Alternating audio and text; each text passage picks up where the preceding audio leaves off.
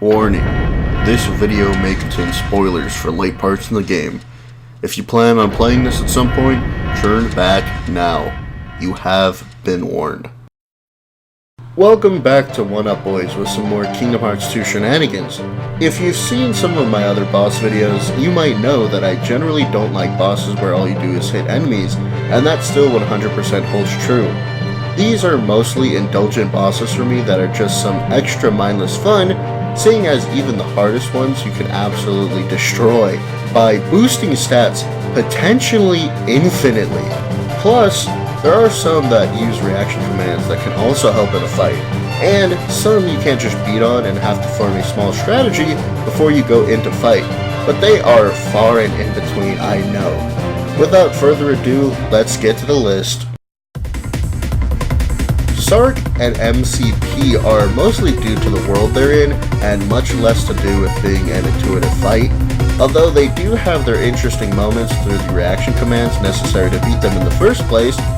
It is pretty fun though, getting to just kick Sark's ass and putting the MCP in its place. This fight actually grew on me over time though, as it wasn't until a while after I beat the game that I even got to watch the first Tron movie. While some may not like the Pride Lands too much, I actually liked it since the beginning, especially getting to drift around as Lion Sora. This fight starts off pretty cool with an intense opening reaction command to knock out the boss for a couple seconds, being able to get some nice extra hits on it. What's even cooler is that, like Sark and MCP, it's technically two bosses at once.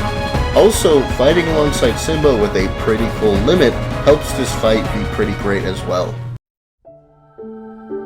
Being forced to fight Roxas is pretty bittersweet, but the fight itself is actually incredible.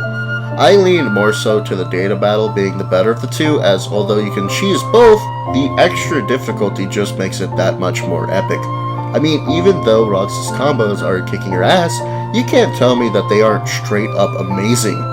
Top that with being able to steal his Keyblades and use them against him, with Sora technically wielding 3 Keyblades at once, and the fight just gets even better.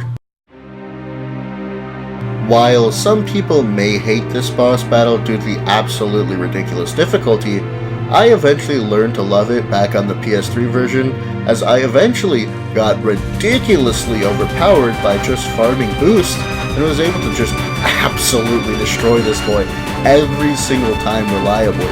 Which, some may just say I don't do it legitly, but just turning this boss into an absolute chump on critical mode is the most hilarious thing ever to me. If you want me to get down to the actual fight, I definitely think it's refreshing to have a boss not do totally predictable things and actually switch it up throughout the battle. Plus, the abilities he has are absolutely awesome. These are some honorable mentions for some bosses that just didn't make the list.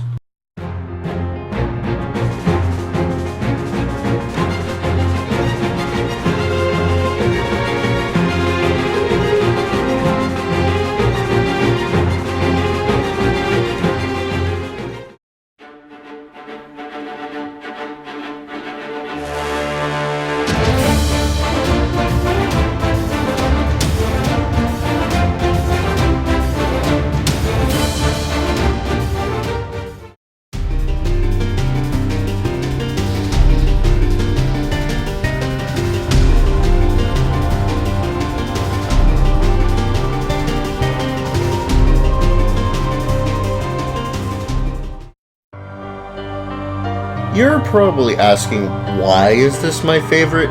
And honestly, I had to ask myself the exact same question. I generally don't have a special affinity or anything toward the character, maybe a little to how he was portrayed in the Chain of Memories manga. It might have to do with him being the first data battle that I ended up beating, but I just genuinely liked the fight. The reaction command that lets you turn his gain strength against him is one of my favorite reactions in the game.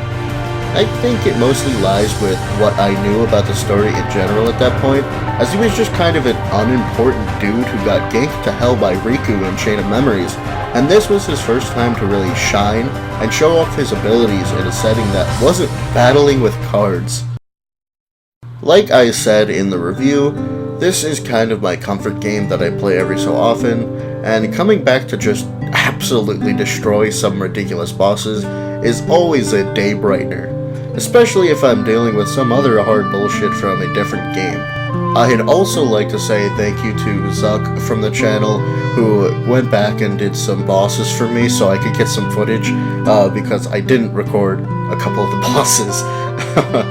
Alright, hope you enjoyed, and see you next video.